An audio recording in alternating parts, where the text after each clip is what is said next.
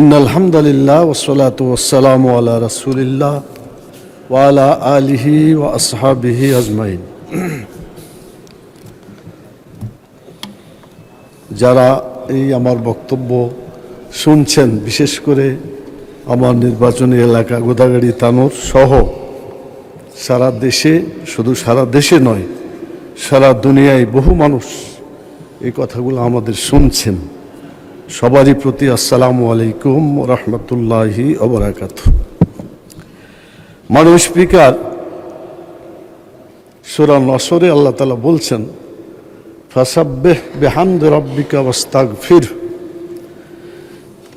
কেউ যখন বিজয় লাভ করে তখন তার দায়িত্ব হয় আল্লাহর প্রশংসা করা, আল্লাহর পবিত্রতা ঘোষণা করা, এরপর নিজেদের গুনার জন্য মাপ চাওয়া। এটাই আমাদের দায়িত্ব ছিল। এখানে অধিকাংশ মাননীয় সংসদ সদস্য দাঁড়িয়েই আল্লাহর প্রশংসা করেছেন এবং নিজ নিজ নেতার প্রতি বা তার অভিভাবকের প্রতি সেভাবেই তারা দোয়া করেছেন, স্মরণ করেছেন। অবশ্য স্মরণ করার কথা আল্লাহ নিজেই বলেছেন, ফাজ করুনি আজ করুকুম, আমাকে স্মরণ করো, আমি তোমাদেরকে স্মরণ করো। আল্লাহকে স্মরণ করার কথা প্রথমে। তো যে সমস্ত মাননীয় সংসদ সদস্য আল্লাহর শুকরিয়া আদায় করে নেতা নেত্রীর প্রতি মাগফিরাতের জন্য দোয়া করেছেন, তারা সঠিক কাজ করেছেন, আমি সবাইকে ধন্যবাদ জানাই। যারা আল্লাহর প্রশংসা করা ছাড়াই সোজা নেতা নেত্রীর প্রতি চলে গিয়েছেন, তারা আল্লাহর নির্দেশ ভায়োলেট করেছেন। আল্লাহকে প্রশংসা করতে হবে প্রথম, তারপর তার কাছেই চাইতে হবে যে আল্লাহ তুমি তাকে ক্ষমা করে দাও, আল্লাহ তুমি তার প্রতি রহম করো এবং তুমি তাকে জান্নাতের মেহমান হিসাবে কবুল করো। এটা ছিল এক্সাক্ট দোয়া মাননীয় স্পিকার। দুর্ভাগ্য, দোয়ার দিকে আমরা যাই নাই, স্মরণ পর্যন্তই থেকেছি। এই স্মরণে কতটুকু কি হবে আমি জানি না, তবে দোয়া করলে লাভ হবে। এটা আমি লেখাপড়া করেছি, একেবারে এসএসসি দেওয়ার পর থেকেই শুরু করেছি কোরআন হাদিস পড়া। এ পর্যন্ত প্রায় 50 বছর হয়ে গেল মাননীয় স্পিকার। প্রতিদিন কোরআন হাদিস অর্থ সহ পড়েছি, আজকেও পড়েছি। তাতে আমার বিশ্বাস যে আমাদের সকলেরই উচিত আল্লাহর এই নির্দেশগুলো বাস্তবায়ন করলে দুনিয়াতেও কল্যাণ হবে, আখেরাতেও কল্যাণ হবে। আজকে যাদেরকে আমরা স্মরণ করছি তারা যদি এখানে আসতেন, তারা প্রথমেই বলতেন যে আল্লাহকে স্মরণ করো প্রথমে, তার প্রশংসা করো, তার কাছেই বলো যেন আমাকে মাফ করে দেন, যেন আমি জান্নাতে যেতে পারি, আমার প্রতি রহম করা হয়, এটাই তারা বলতেন। কিন্তু তারা তো চলে গেছেন, আসতে পারবেন না, তারা কথা বলতে পারবেন না। এজন্য আমার জন্য, আমিও মরে যাব, আমরা সকলেই চলে যাব, আমার জন্য আপনারা এই দোয়াটাই করবেন। যারা দোয়া করার জন্য কাজ করছেন বা করবেন, সবাইকে এই আহ্বান জানিয়ে আমি কথা শুরু করছি। মাননীয় স্পিকার, এর আগে ফ্যাসিস্ট দলের পক্ষ থেকে বাপ বেটির বাক্স বলা হতো, উঠলে পারেই সোজা চলে যেত বাপের কাছে, বেটির কাছে, আর কোনো কথা নাই। তো আজকে অন্তত এখানে বিসমিল্লাহ প্রথমে আছে, তারপরে আল্লাহর নামও আছে। আমি মনে করি যারা এখন পর্যন্ত পুরোপুরি করছেন না, যদি দয়া করে মেহেরবানি করে আমাদের সকলের কল্যাণের জন্য এখন থেকে এটা আমল করি, তাহলে খুব ভালো হবে। আমরা আল্লাহর প্রশংসা করব, এরপরে দোয়া করব, তাহলেই তাদের হক আদায় করা হবে। মাননীয় স্পিকার, আমি যে কথা বলতে চাই সেটা হলো, এই বাজেট বক্তৃতা 234 পৃষ্ঠা আর প্রায় 343 না কত 346টা ধারা বক্তব্য রেখেছেন আমাদের মাননীয় অর্থমন্ত্রী। অত্যন্ত সুন্দরভাবে কথা বলেছেন। আমি চেষ্টা করেছিলাম যে বাজেট, আল্লাহ তাআলা তো আমাদের রিজিকের মালিক, তিনি আমাদেরকে বাজেট কি দিয়েছেন? তিনি বলেছিলেন, কলু ওয়াসরাবু ওয়ালা তুসরিফু, তোমরা খাও, পান করো, অপচয় করো না। তাহলে অপচয় এমন একটা জিনিস, যেটা গোটা অর্থনীতিকে ক্ষতিগ্রস্ত করতে পারে। আমার মনে হয় না এই জাতীয় বাজেট বক্তৃতায় এই শব্দটা আছে, হইতে পারে আমার দেখার মধ্যে ভুল হতে পারে। আল্লাহ তাআলা বলেছেন আকিমুস সালাত ওয়া আতুজ যাকাত, নামাজ কায়েম করো, যাকাত চালু করো। নামাজ চালু করে মানুষের চরিত্র ভালো হয়ে যাবে, আর যাকাত চালু করে মানুষের ক্ষুধা দারিদ্র বেকারত্ব দূর হবে। এই শব্দটি মাননীয় অর্থমন্ত্রী চট্টগ্রামের লোক, ওখানে তো কোরআন হাদিস পড়ার একটা মানে কালচার আছে বলে আমি জানি। মাননীয় স্বরাষ্ট্রমন্ত্রী মাঝে মাঝে আয়াত যখন পড়েন তখন মনে হয় যে এই কালচার তিনি করেছেন। আমাদের মাননীয় অর্থমন্ত্রী দেখলাম না জাকাত শব্দটা এখানে উচ্চারণ করেছেন, এমন একটা পৃষ্ঠাও পাই নাই মাননীয় স্পিকার। আমি বলতে চাই ঋণের ব্যাপারে অনেক আলোচনা হয়েছে, আমি খুব সংক্ষেপে বলতে চাচ্ছি। ঋণ করা সুযোগ আছে, তবে ঋণী অবস্থায় মরে যাওয়াটা আল্লাহ পছন্দ করেন নাই। ঋণ পরিশোধ করে মরতে হবে। কেউ যদি ঋণ রেখে মারা যায়, কোনো ভালো আমলের পুরস্কার আল্লাহ তাআলা দেবেন না, সহিহ হাদিসে বর্ণিত আছে। সেই জন্য ব্যক্তিগত ঋণ অথবা সমষ্টিগত ঋণ অথবা জাতীয় ঋণ, কোনো ঋণকে ছোট করে দেখা ঠিক হবে না মাননীয় স্পিকার। সেই জন্য ঋণ পরিশোধ অবশ্যই করতে হবে। ব্যাংক থেকে ঋণ নেওয়া হয়েছে, এই ব্যাংকে ঋণ কতজনের আছে? লক্ষ লক্ষ মানুষের টাকা ব্যাংকে সঞ্চিত আছে, সেই টাকাগুলো আমরা নিয়ে খরচ করছি। এটা যদি খরচ করে মরে যায়, তাদের কাছে এটা ফেরত না দেওয়া হয়, সব মানুষ আমাদের প্রতি হুকুকুল ইবাদ হিসাবে আমরা দায়ী থেকে যাব তাদের কাছে। সেই জন্য ঋণ করা যাবে, কিন্তু ঋণ রেখে মারা যাওয়া যাবে না। আল্লাহ রাসূল সাল্লাল্লাহু আলাইহি ওয়াসাল্লাম বলেছেন জানাজার সময় যে তার ঋণ আছে কিনা, যদি দেখা যায় যে তার ঋণ আছে, তখন বলতো যে তোমার ভাইয়ের জানাজা তোমরাই পড়ো, আমি এর জানাজা পড়ছি না। অতএব ঋণের ব্যাপারে খুবই সাবধান হওয়া উচিত মাননীয় স্পিকার। এরপর আমি যে কথা বলতে চাই সেটা হলো যে যারা ঋণ করে তারা স্বাধীনভাবে চলতে পারে না। হাদিস একটা আছে, উপরের হাত ভালো নিচের হাতের চাইতে, আলিয়াদুল উলিয়া খায়রুম মিনাল আলিয়াদুস সুফলা। উপরের হাতটা ভালো নিচের হাতের চাইতে। নিচের হাত মানে ফকিরের হাত। ঋণ করা মানে ফকিরের কাজ। এই ফকিরি করে দেশ চালানো যাবে না মাননীয় স্পিকার। আমাদের নিজের সম্পদকে সংগ্রহ করে আমাদের সম্পদ দিয়ে দেশ চালাতে হবে। ঋণ করে ঘি খাওয়ার মতো পরিকল্পনা করলে এটা আমাদের জাতি এবং দেশ ক্ষতিগ্রস্ত হবে বলে আমি মনে করি। মাননীয় স্পিকার, এই ঋণের ব্যাপারে এই যে সুদ আছে, এই সুদের ব্যাপারে ইসলাম কি বলেছে আমি আপনাদের সামনে কয়েকটি কথা বলতে চাই। সুদের ব্যাপারে বলা হয়েছে, জেনে শুনে কেউ যদি 1টি টাকা সুদের এটা খায়, তাহলে সে যেন 36 বার জেনা করে, সহিহ হাদিস। এই সুদের মধ্যে 70টি স্তর আছে। সর্বনিম্ন স্তর হচ্ছে মায়ের সাথে জেনা করা। সুদের ফল দুনিয়ায় ধ্বংস হয়ে যাবে। কোরআনের আয়াত ওই বলা হয়েছে ইয়ামহাকুল্লাহুর রিবা, আল্লাহ তাআলা সুদকে ধ্বংস করেন এবং যাকাত সাদকাকে বৃদ্ধি করেন। কোরআন মাজিদ সূরা বাকারা 276 নম্বর আয়াত। 278 নম্বর আয়াতে বলা হয়েছে যে যারা সুদ করে সুদকে ছাড়ে না, এই সুদের অর্থনীতি দিয়ে চলাফেরা করে, সুদের মাধ্যমেই তারা জীবন জীবিকা করে, তাদের ব্যাপারে বলা হয়েছে তারা যেন আল্লাহ এবং রসুলের সাথে যুদ্ধ করে। মাননীয় স্পিকার, আমরা কি আল্লাহ এবং আল্লাহ রসুলের সাথে যুদ্ধ করতে রাজি আছি? জবাব দিতে হবে আমাদেরকে।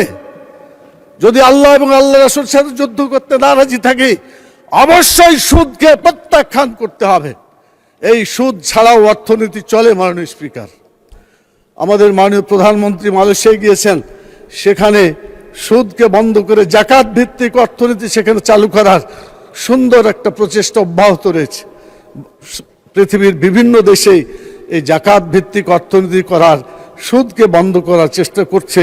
তার মধ্যে উল্লেখযোগ্য দেশ হলো ইরান, বাহরাইন, সৌদি আরব, আরব আমিরাত, কুয়েত, কাতার, পাকিস্তান।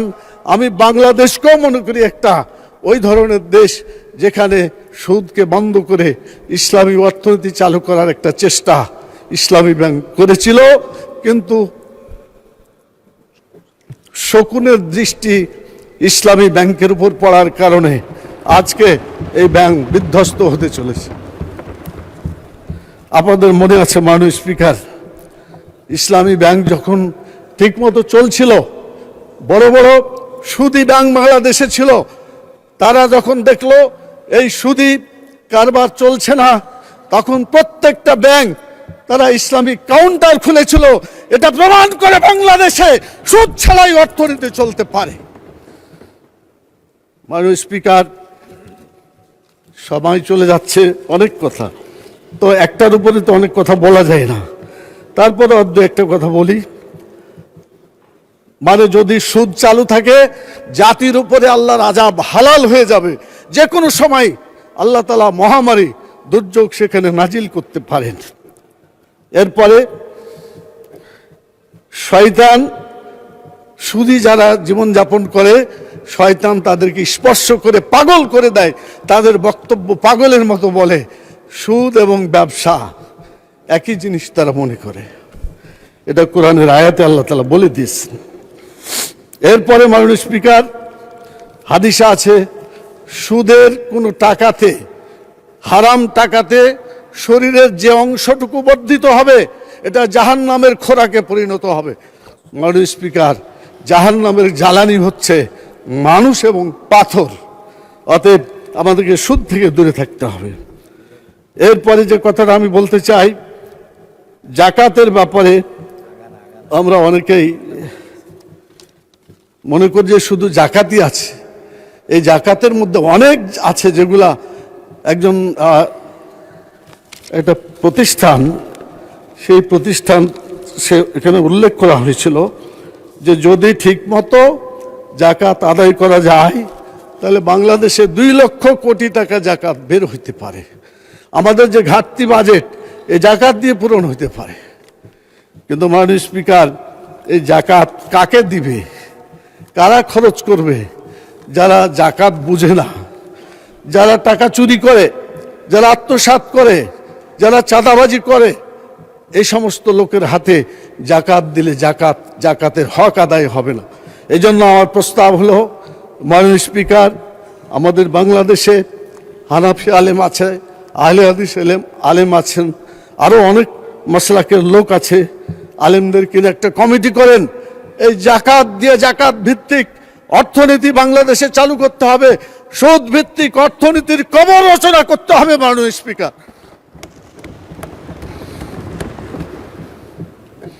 কালো টাকাকে সাদা করার একটা ব্যাপার আছে।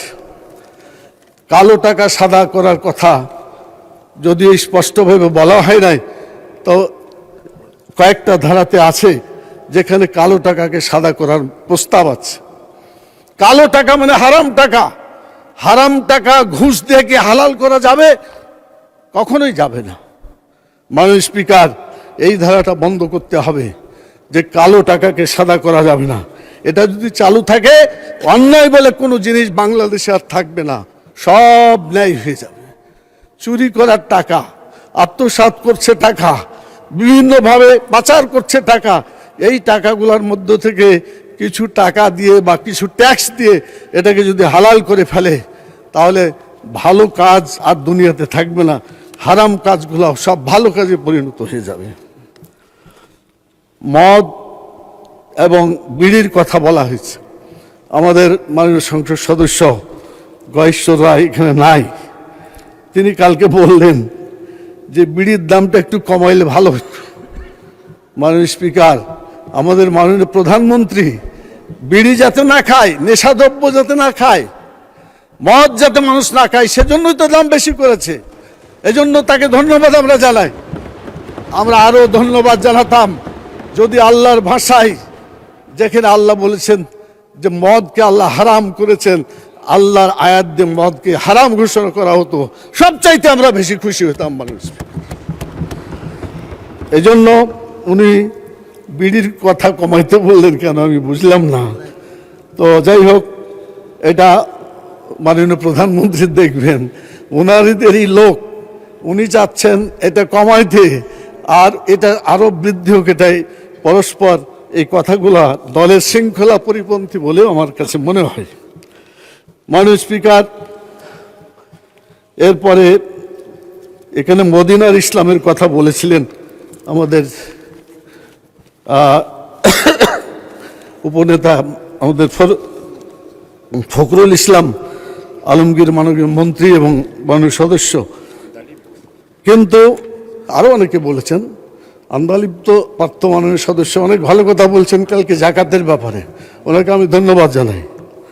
তো যাই হোক, উনি বলছিলেন মদিনার ইসলাম, তো মদিনার ইসলামে কি সুদ আছে? মাননীয় স্পিকার, কোন এমপি বলতে পারবেন মদিনায় সুদ ছিল? মদিনার ইসলাম বলে সুদকে বন্ধ করতে হবে। মদিনার বাজেটে জাকাত ছিল, জাকাত চালু করতে হবে, এবং এই জাকাতের অনেকগুলা খাত, যেটা বলতে যেও বলার সুযোগ পেলাম না, একটু বলে যাই মাননীয় স্পিকার, কয়েক মিনিট আছে। সেটা হলো যে জাকাত থেকে ওসর আছে, এই ওসর জমির ফসল যেদিন মাড়াই করা হয় সেদিন ওই ওষুধটা বের করতে হয় মাননীয় স্পিকার। এরপরে সোনাদানা যত আছে, এছাড়া খনিজ দ্রব্য এবং আরও অনেক জিনিস আছে। মানুষের পানিশমেন্ট হলে তার কাফফারা করা হয়, সেখানেও অর্থনৈতিক বিষয় জড়িত আছে। এভাবে ইসলামের অর্থনীতি অনেক সমৃদ্ধ। যদি আমরা এই জাকাত, এই মিনিস্ট্রি একটা চালু করতে পারি, সম্ভবত ইয়েমেনে মিনিস্ট্রি অফ জাকাত এবং আওকাফ, এই মিনিস্ট্রি চালু আছে। আমি দাবি করব বাংলাদেশেও একটা জাকাত মিনিস্ট্রি চালু করে বাংলাদেশের শরীয়ত ভিত্তিক জাকাত কালেকশন করা এবং সেভাবেই বন্টন করা, যেটা একটা ওলামা কমিটি দ্বারা পরিচালিত হতে পারে মাননীয় স্পিকার। এরপরে একজন বলেছেন, আমাদের মাননীয় মহিলা সদস্যা, তিনি বলেছিলেন যে কওমি মাদ্রাসা নাকি এটা খারাপ জিনিস। আমি বলবো যে না, কওমি মাদ্রাসা জি আচ্ছা, যেটাই বলুক, খুব ভালো অর্থে বলা হয়নি এটা। মাননীয় স্পিকার, কওমি মাদ্রাসায় কোরআন হাদিস শেখানো হয়। আপনার সন্তানকে যদি আমরা বা আমরা দিতে পারি, কোরআন হাদিসের বড় আলেম হয়ে সেখান থেকে বেরিয়ে আসতে পারবে। অতএব এই কওমি মাদ্রাসার প্রতি অর্থমন্ত্রীর কোনো বাজেট থাকা দরকার, যেটা আছে বলে আমার কাছে মনে হয়নি মাননীয় স্পিকার। এরপরে আর একজন কথা বললেন, সেটাও আমি বলে আমার কথাকে শেষ করতে চাই। সেটা হলো, কিছু আছে, একজন বলছেন মসজিদে রাজনীতি করা যায় না। আচ্ছা মাননীয় স্পিকার, ইসলামী রাষ্ট্র যখন মদিনাই হলো, রাজধানীটা কোথায় ছিল? মসজিদে নববী ছিল রাজধানী। মসজিদে নববী যদি রাজধানী হতে পারে, বাংলাদেশের প্রত্যেকটা মসজিদে রাষ্ট্র পরিচালনার কার্যক্রম পরিচালনা করা উচিত, কোরআন সুন্নাহ ভিত্তিক দেশ চালনার জন্য। এটাই হবে আমাদের আদর্শ। বাজেট ভালো না লাগে মাননীয় স্পিকার, হ্যাঁ ঠিক আছে, আমাদের মাননীয় প্রধানমন্ত্রী এখানে আছেন, উনি একটা সুন্দর উপহার দিবেন, লন্ডনে থেকে চিন্তা করেছেন। প্রাইমারি স্কুলের ছোট ছোট সোনামণিদের তাদের গায়ে পোশাক থাকবে, জুতা থাকবে। আমি মাননীয় প্রধানমন্ত্রীকে বলবো, মাদ্রাসায় যারা লেখাপড়া করে তার মধ্যে কি সেগুলো অন্তর্ভুক্ত আছে? যদি থাকে তাহলে ওনাকে ধন্যবাদ, আর যদি না থাকে তাহলে ওনাকে যোগ করে নিতে বলবো। উই ওয়ান্ট জাস্টিস, জুলাইয়ের চেতনা যদি মাননীয় প্রধানমন্ত্রীর মধ্যে থাকে, তাহলে সমতা, সব জায়গায় সমতা মানে বাস্তবায়ন করতে হবে। আমি দাবি করছি মাদ্রাসার ছাত্রদেরও যাতে পায়ে জুতা থাকে, তাদের শরীরে জামা থাকে, তাদেরকেও দেখতে ভালো লাগবে মাননীয় স্পিকার। আমি বেশি কথা আর বলতে যাচ্ছি না, শিক্ষকদের ব্যাপারে বলতে চাই মাননীয় স্পিকার। শিক্ষক তো সম্মান করার জিনিস, আমাদের শিক্ষক যারা ছিলেন, আমরা অত্যন্ত শ্রদ্ধা এবং অনেক তাদেরকে সম্মান করেছি। তাদের কাছে লেখাপড়া শিখেছি বলেই তো আজকে কথা বলার আমাদের যোগ্যতা অর্জন হয়েছে। আমার শিক্ষক যদি আমার কাছে মূল্যবান মনে হয়ে থাকে, সম্মানিত মনে হয়ে থাকে, আজকে প্রেস ক্লাবে যেখানে সেখানে তার অধিকার আদায়ের জন্য যখন তারা আন্দোলন করে, অবস্থান করে, তখন তাদের প্রতি কি আমাদের দায়ী দায়িত্ব নাই মাননীয় স্পিকার? অবশ্যই তাদের দায়িত্ব আমাদের আছে। আমরা মনে করি 3টা কিস্তিতে হলেও তাদের দাবি মেনে নেওয়া উচিত।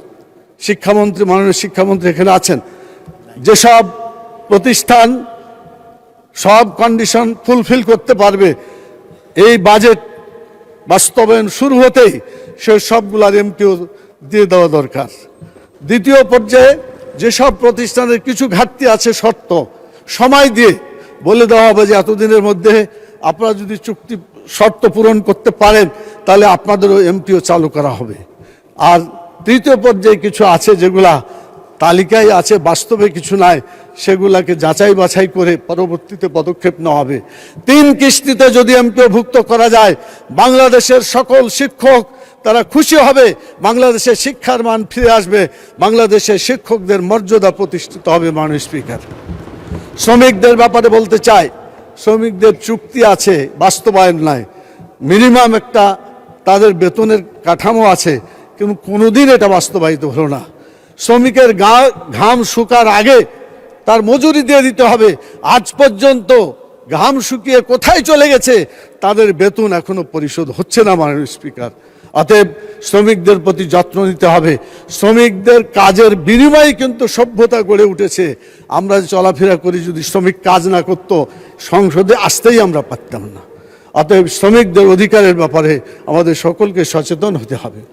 মাননীয় স্পিকার, কৃষি কার্ড, অনেক কার্ড, আমি হামলি সাজেস্ট করব, আমি অনুরোধ করব, জনগণের হাতে কাজ দিন। জনগণ কাজ চাই না, কাজ চাই। এই জাতিকে দারিদ্রতা থেকে মুক্ত করতে চায়। যদি আমরা কাউকে দান করি, কাউকে যদি আমরা কোনো প্রণোদনা দিই, কিছুদিনের জন্য তার উপকার হবে। এটা যখন শেষ হয়ে যাবে তখন আবার তার সে ভিক্ষার হাতি থাকবে। কিন্তু যদি কাজ দিই তাহলে কিন্তু এই জাতি গড়ে উঠবে। মনে আছে মুহাম্মদুর রাসূলুল্লাহ সাল্লাল্লাহু আলাইহি সাল্লাম কুড়াল কিনে সেখানে নিজ হাতে তার দণ্ডটা লাগিয়ে, ডাঁটাটা লাগিয়ে কাজ করতে দেওয়ার ব্যাপারে তাকে উৎসাহিত করেছিল, এবং সেই সাহাবী তিনি ধনীতে পরিণত হয়েছিলেন। আজকে আমাদের জনগণকে কাজ দিতে হবে। কাজ যদি দিতে পারি, বাংলাদেশ পৃথিবীর বুকে শ্রেষ্ঠ জাতিতে পরিণত হতে পারবে ইনশাআল্লাহ। কারণ আমাদের দেশের লোকেরা কাজ করার ব্যাপারে প্রস্তুত আছে, কিন্তু দুর্ভাগ্য সেই পরিবেশ আমরা দিতে পারিনি মাননীয় স্পিকার। আর এখন যদি কথা বলতে হয় তাহলে তো মহিলার ব্যাপারে, তারপরে মহিলা শ্রম যারা করে তাদের অধিকার এখনো পুরাপুরি প্রতিষ্ঠা হয় নাই। এলাকার কথা বলার চাইতে এইভাবে বললেই ভালো হবে মাননীয় স্পিকার। এক কান্না কিন্তু সবারই কান্নাতে পরিণত। আচ্ছা, অ্যাম্বুলেন্স চাই নাই, হাসপাতাল চাই নাই, এমন কোনো এমপি আছে এখানে? মন্ত্রীরাও তাদের এলাকার কথা বলেন, আর আমরা তো মন্ত্রী না, আমাদেরকে বলতেই হবে। এই জন্য জাতীয়ভাবে সিদ্ধান্ত হওয়া উচিত। শিক্ষা প্রতিষ্ঠান, শিক্ষার যদি অবস্থা, বাংলাদেশে শিক্ষা ব্যবস্থা যদি জাতীয়করণ করা হয়ে যায় তাহলে সমস্যার সমাধান হয়ে যায়। আর হাসপাতালে অবশ্যই সেখানে অ্যাম্বুলেন্স থাকবে, ড্রাইভার থাকবে, জিনিসপত্র ওষুধপত্র থাকবে, সব কিছু লজিস্টিক সাপোর্ট থাকবে। তাহলে তো আর আপনাদেরকে এত চিল্লাচিল্লি করতে হয় না, এত কথা বলতে হয় না মাননীয় স্পিকার। সেজন্য সকল এমপিদের সম্মান রক্ষার্থে আসুন, আমার এলাকা সহ সকল এলাকায় সমানভাবে গঠনমূলক উন্নয়নের কাজ যাতে হয়, এটা মাননীয় প্রধানমন্ত্রী নিশ্চিত করবেন। মাননীয় স্পিকার, আপনি এ ব্যাপারে সহযোগিতা করবেন। আপনি সবারই কথা শুনেন, আমাদের কথাও শুনেন, ওনাদের কথাও শুনেন, আপনি শুনতেই থাকবেন। তবে কাজটা করতে হবে। সরকারি দলকে, মাননীয় মন্ত্রী মহোদয়দেরকে আমি দোয়া করি আল্লাহ তাআলা যেন ওনাদের তৌফিক দান করেন, যে সবাই মিলে ঐক্যবদ্ধভাবে বাংলাদেশকে গড়ে তোলার জন্য ইনসাফের